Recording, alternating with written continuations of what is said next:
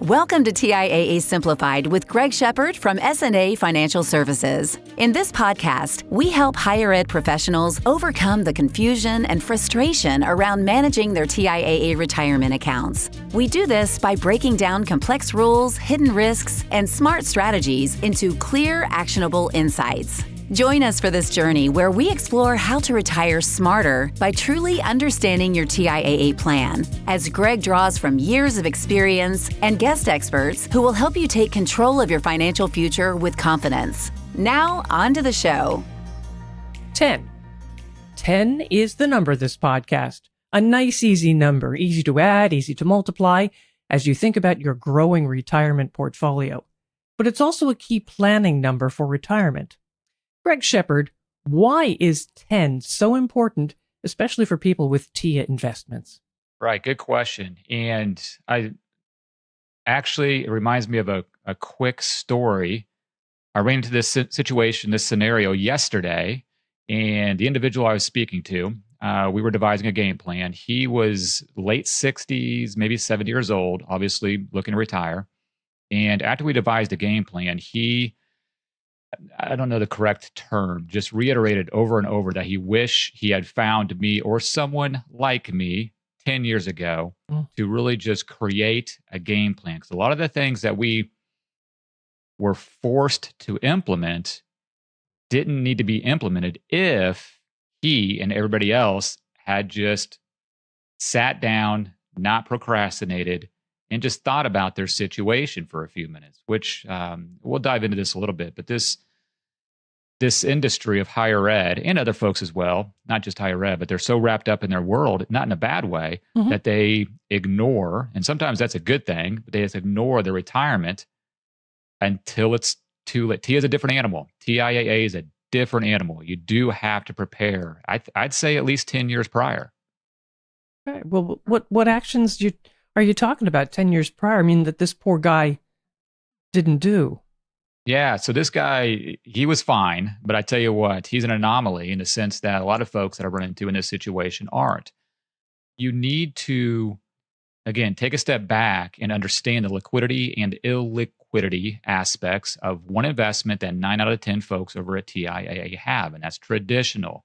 We will talk about this endlessly throughout all of our episodes, but a lot of folks enter traditional because it's a guaranteed, I'm using air quotes here, guaranteed fixed account that, if you're not careful, can back up on you when you're trying to put together a game plan 6 months, 1 year down prior to retirement. Okay, and we're going to get into all kinds of scenarios and strategies on future episodes, but I can't emphasize enough. You have to, TIAA is a different animal. You have to prepare 10 years out. Okay, and I can elaborate a little bit more on that if we go right ahead. Choose. I mean, I'm sure people listening want to know. Yeah, I'll just keep the floor here then. So one thing we do is, or one question I get time and time again is how much should I have in traditional for purposes of lifetime income? That's that annuitization process, that fixed annuity that TIAA has. So I developed a spreadsheet, an Excel spreadsheet. It's not perfect. I'll be the first to admit that, but it's certainly a tool that is not afforded to you, I don't believe, anywhere else, that certainly helps you identify how much you want in traditional. So if you were afforded this or are afforded this spreadsheet, this information 10 years, 8 years prior to retirement, you can start devising these game plans to either put more money into traditional for purposes of lifetime income or start the extraction strategy of of traditional. And you can do a lot of that while you're still in service. So if you call me or even talk to TIAA a year prior, 6 months prior, you're going to be forced more times than not. You're going to be forced to do things that you ordinarily wouldn't if you just had the information. So the guy I talked to yesterday, he said, there's got to be something out there, something out there that's, screaming through a megaphone exactly what I'm talking about, having to prepare 10 years. And I told him, I'm it. I'm the person. I am that person. I'm trying to do this. And he said, hey, more power to you. Just get the word out there as much as you can. Of course, and that's what we're trying to accomplish here today. I'm still amazed that they don't have this explained to them in the beginning. I can't, I don't know. I can't, so there's two sides of the coin to that. Obviously, I've had this conversation many, many times before. I think sometimes it is explained to them, but, out of sight, out of mind kind of thing. In one ear, out the other ear. There's a number of cliches I could use here. People just procrastinate. It's kind of human nature as well. They procrastinate, and then some folks will say, "Oh yeah, I do remember somebody telling me that, a few years down the road, but I just never really conceptualized it. I didn't really realize the impact until it's too late." So, and then then a lot of folks, they're just never told. They just, I've spoken about this before. Figuratively speaking, they'll sit across the table from a TIAA rep, and it will never be verbalized to them the magnitude of the illiquidity in regard to that TIAA Traditional. All right, let's get down to some of the planning then. How should someone rebalance their portfolio as they're getting closer to retirement? Yeah, so that spreadsheet I alluded to does help navigate that conversation, because a lot of folks are just, deer in headlights as to the puzzle starts with TIAA Traditional. So the puzzle, as I call it, starts and pretty much ends with TIAA Traditional. So how you allocate your portfolio, again, you have, I'll just keep saying this, you have to start at, 10 years is probably a good starting point, 10 years prior to when you think you're going to retire. And then you start allocating, you start with traditional, and you have that piece of the pie earmarked for lifetime income if it suits you. Not everybody is on board for lifetime income for various reasons. We'll get into again in later episodes. But and also, here's something I'll try to verbalize as well. So a lot of times what we do is somebody will contact me maybe 10 years, 8 years prior to retirement, and we go through the allocation and we do a pseudo retirement plan using the spreadsheet that I have and utilizing some of the tools afforded to you through TIAA's website. And we come to the conclusion that, hey, you have $1 million plus, your expenses are X. You're going to have Social Security at some point, maybe you have a pension. So we start putting this puzzle together, and then I ask the question, and the participant answers eventually, do we want lifetime income? How much lifetime income do we need for your situation? Okay.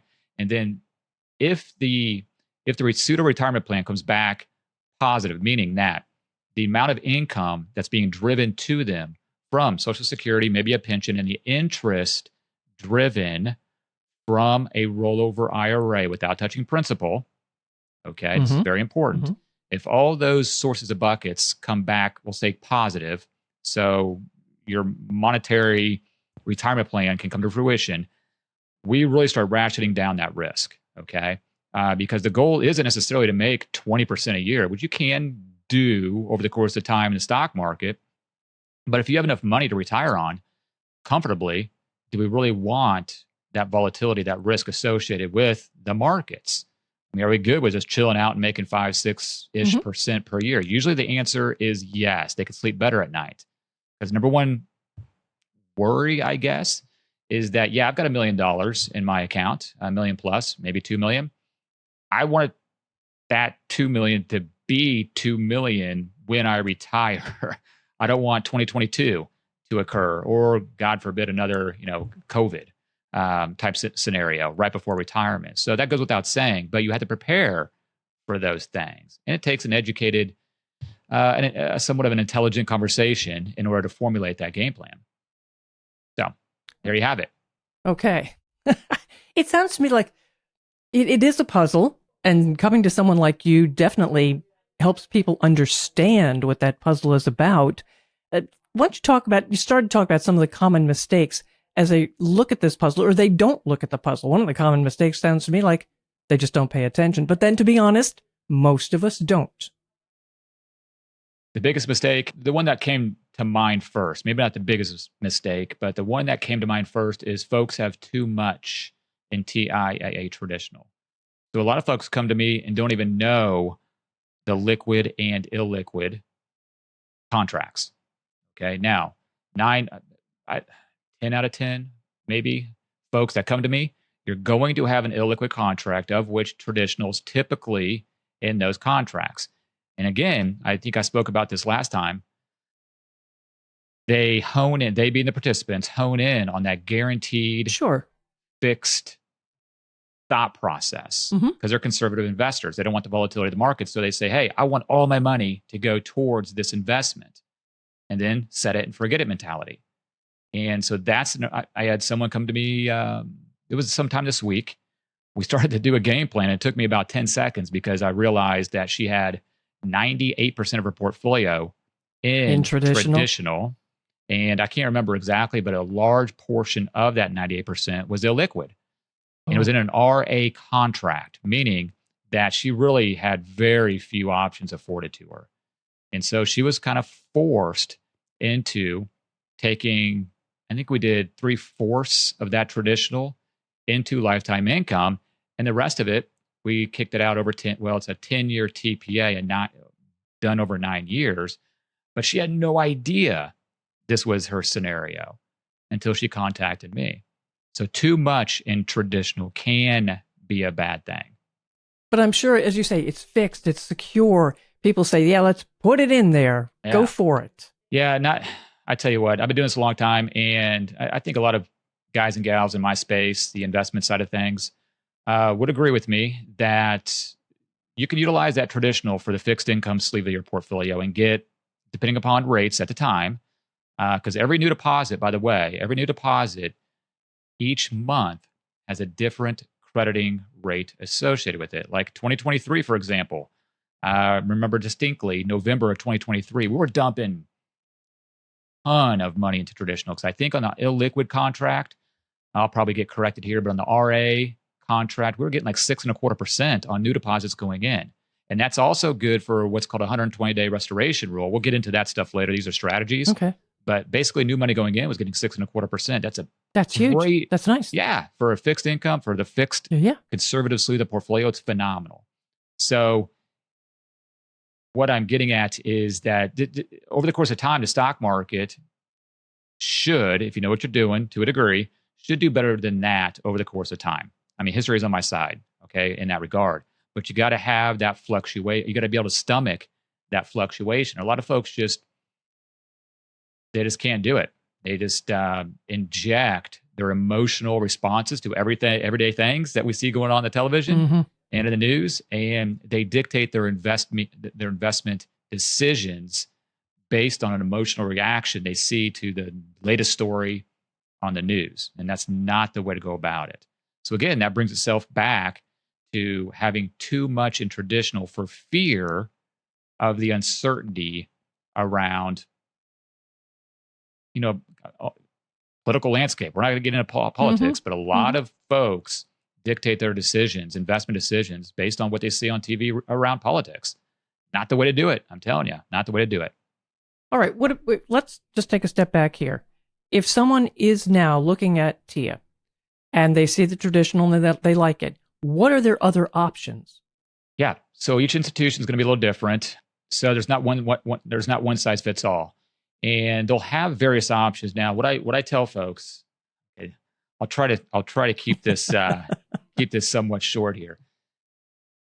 I'll preface by saying that each institution is unique in the sense that you may have what's called an in-service rollover provision, meaning if you reached age of either 59 and a half or 62 defined by your plan, usually the employee money can be extracted from the retirement plan, rolled over to an IRA, penalty-free, tax-free, all that fun stuff. Oh.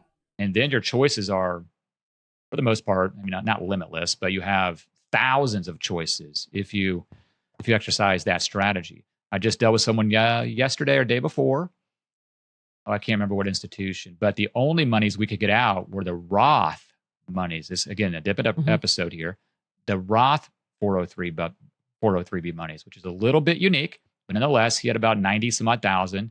Now he had a portfolio of 1.2 million. He's retiring next year, but we started this retirement phase strategy now so we could extract some of those monies because the income producing investments that we're going to get into aren't available under his retirement plan platform.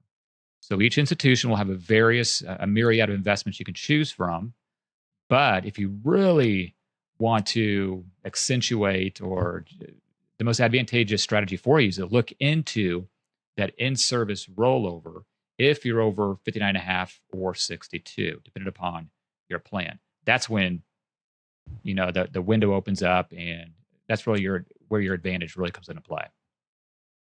I hate to say this, but I think my head's going to explode, Greg. Yep, that's why people hire me. Yep. I tell you what, I try to make it simple, but this is why I have a job. When it gets to the TIAA retirement plan, in higher education retirement plans in general, there's so many nuances associated with it, not known to the general public. And just like, what you mentioned, even the smartest of smart people, they don't do this for a living, so they get turned around a lot. And, what is it? Paralysis by analysis. It's just too much information. It's a fire hose of information, and people just turn off. And they just say, well, we're doing fine. We'll deal with it later. All right. There's so much here. We haven't even touched on healthcare, thinking about what your healthcare costs are going to be. Yeah. How do you model your income needs? Talk to me about those. Yeah. Oh gosh. I don't want as if it weren't too confusing already. So to make it simple, we're going to parse that out. So we're going to parse out these conversations. We got healthcare over here. We got obviously the retirement, monetary, financial stuff over here. And they do obviously collide when you retire, but it's not really as complicated as one may think. A lot of these universities will have portable insurance. Some of it's not as advantageous until you hit 65. Some people are retiring early. Maybe their insurance is portable.